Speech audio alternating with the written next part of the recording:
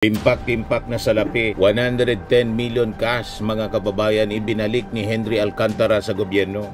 Engineer Henry Alcantara breaking news nasa 110 million binalik ni ex-DPWH District Engineer Henry Alcantara sa gobyerno. I'm not defending them. Marcoleta on Discayas, he insists restitution not required for WPP. Witness Protection Program po. Saan ka nakakita? Tio Laurel. Ito yung pa-press con kahapon ni Tio Laurel. Of course, we had our pleasantries. And basically, ang hiningi sa akin ni Saldico ay kung pwedeng bigyan daw sila ng import allocation for sugar. Ito yung statement mga kababayan ni Congressman Mark Edverga, Chairman Committee ng nagpapagang mga balita at pagtalakay sa mga isyu ng lipunan. Bulsa! Opinyon, banat at paglalantad sa katotohanan. Bulsa! What you see is what you get. You decide. Hello po mga kababayan, si Dante Maravillas. Ito yung breaking news mga kababayan. Limpak-timpak na salapi, 110 million cash mga kababayan ibinalik ni Henry Alcantara sa gobyerno. Engineer Henry Alcantara breaking news nasa 110 million binalik ni ex-DPWH District Engineer Henry Alcantara sa gobyerno sa pamamagitan ng kanyang abogado bilang bahagi ng restitusyon ayon kay Justice Acting Secretary Frederick Vida. Yan po yung tamang aksyon. May pagsisisi, nakikipag-cooperate sa ating gobyerno sa investigasyon po ng flood control scandal. At willing siyang ibalik yung mga nakulimbat niya, nanakaw niya. Pero yung mga Diskaya po, yung pamilya Diskaya, ayaw ni Marcoleta yung restitution, ayaw ni Marcoletang ibalik. Bakit kaya? I'm not defending them. Marcoleta on Discayas, he insists restitution not required for WPP.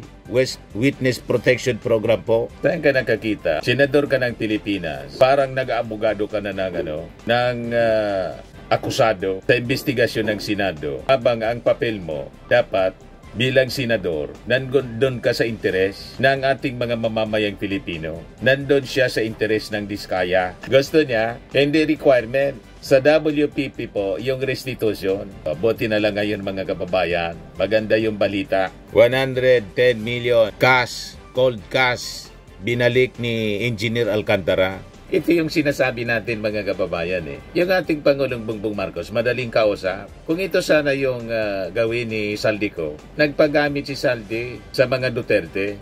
Di ba po? Kabayan, pag-isipan mong mabuti. Pwede mo man ibalik. Tulad ni Alcantara, pwede mong gawin uli. Yung mga substandard, pwede mong i-repair. Yung mga ghost projects, di gawin mo uli. I-implement mo yung project, imbis na ghost. Ganun lang naman. At no cost to the government, sabi ni President Bongbong Marcos. Pero at this point, at this time, medyo malabo na yan. Kasi nagkasakita na po. Napakaseryoso po ng mga aligasyon ninyo na in-implicate ninyo buong pamilya na. At ang latest, sa issue ng importation ng bigas, sinabit pati si First Lady Lisa Marcos. Kaya galit po si Tio Laurel. Ito yung pa-press con kahapon ni Tio Laurel. Of course, we had our pleasantries. And basically, ang hiningi sa akin ni Saldico ay kung pwedeng bigyan daw sila ng import allocation for sugar. Or 200,000 metric tons of refined sugar. Bumuelta po. Rinis ba kan si Saldico? Nagulat ako sa sobrang laki ng kanyang request. So I just said, I will look into it. Tumawag ako agad after the meeting kay SRA Administrator Pablo Ascona at naikwento ko itong request sa kanya. And it was very timely that we had the final draft of the sugar importation allocation system to level the playing field. Kaya immediately, nilabas namin yung noong March 8, 2024, ang Sugar Order Number 3 Series of 2023 and 2024. Itong Sugar Order Number 2 ang naging basihan ko sa pagtanggi sa kanilang request. Ito yun. Papakita namin mamaya.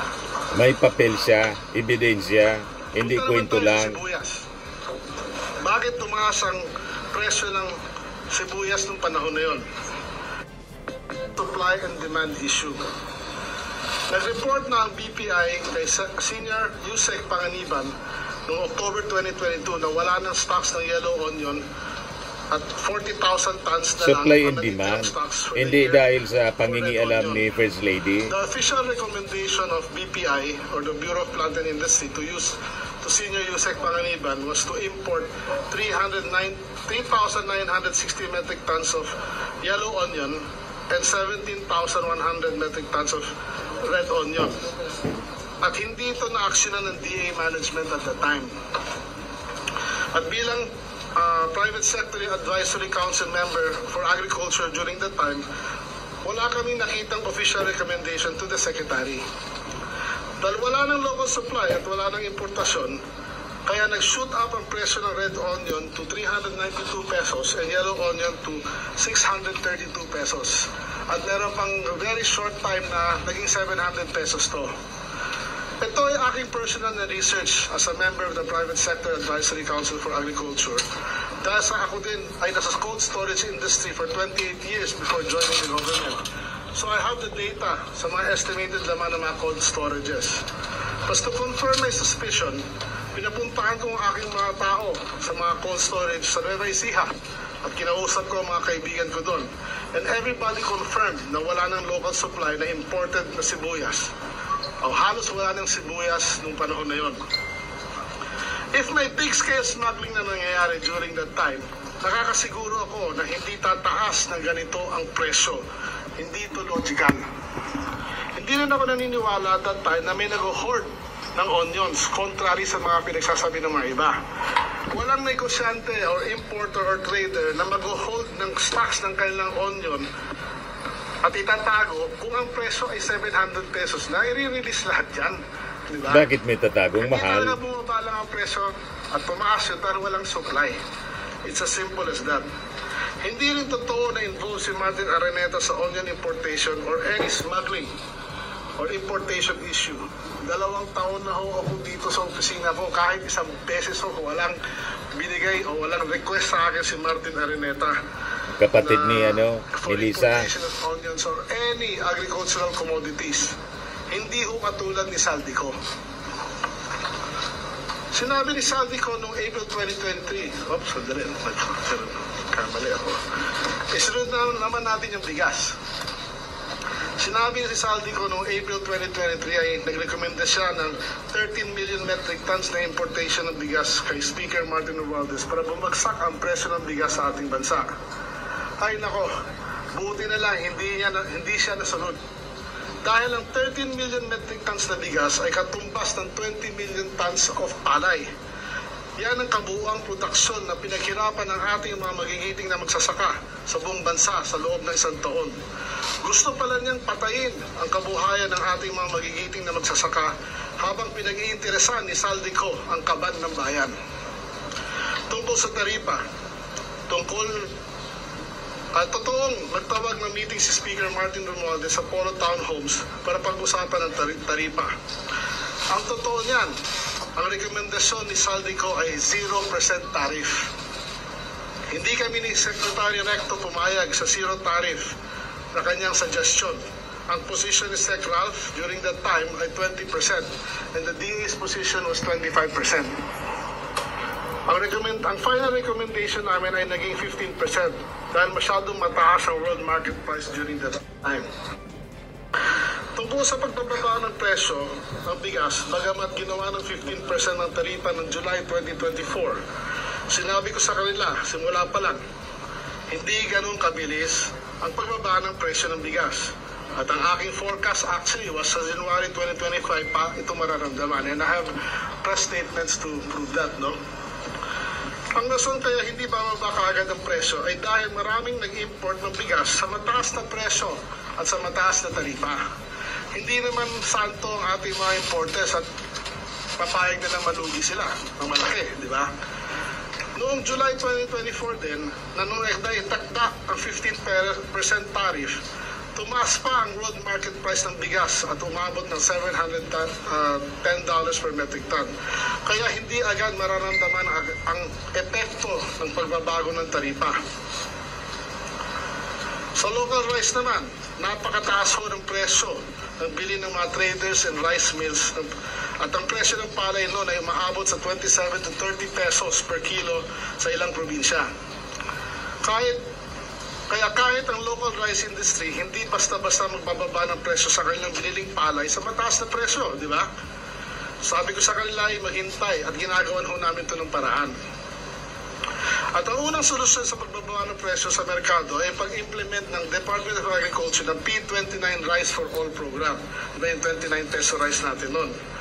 Ang mga sumusunod doon ay may pag-impose ng MSRP, Maximum Suggested Retail Price, na naging very effective sa pagbaba ng presyo ng bigas sa merkado. At nasaksihan niyo ito, lalo na sa mga media dito na sumama sa aming pag-iikot-ikot, di ba? Yun yung naging clincher eh. Kaya na magpapatunay nito. Tungkol sa allegation na pinahinto ko ang Quinta-Com hearing dahil may pinakita daw akong isang confidential report na nakasad ang pangalan ni First Lady Lisa Araneta Marcos mismo sa hawak, ang may hawak ng rice importers at involved sa rice smuggling, ito ho ay walang katotohanan. Fabricated lie ho to. Napakasinungaling talaga niya. The First Lady has never meddled in any DA matters. Hindi kailanman nakialam ang ating First Lady. Ito ho yung confidential report na sinabit namin sa Kongreso. Wala ho ang pangalan ni First Lady dito. Napakasinungaling talaga. Sandali, may tumatawag. Kahapon ng pahayag si Kong Martin Verga bilang Committee Chair of Agriculture and Co-Chair of the Quinta-Com na illogical and absurd ito. Hindi rin totoo na pumunta ako sa Manila Polo Town Homes para pagalitan lang nila. Hindi rin ako humingi ng paumanhin sa kanila. I do not use the word naive. It is not part of my vocabulary.